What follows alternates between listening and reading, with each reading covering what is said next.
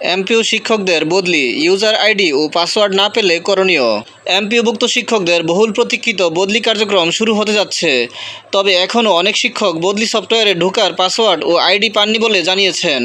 রোববার মাধ্যমিক ও উচ্চশিক্ষা অধিদপ্তরের মাউসি কর্মকর্তারা বলেন, যারা এই সমস্যার সম্মুখীন হয়েছেন তাদের আগামীকাল সোমবার পর্যন্ত অপেক্ষা করতে হবে।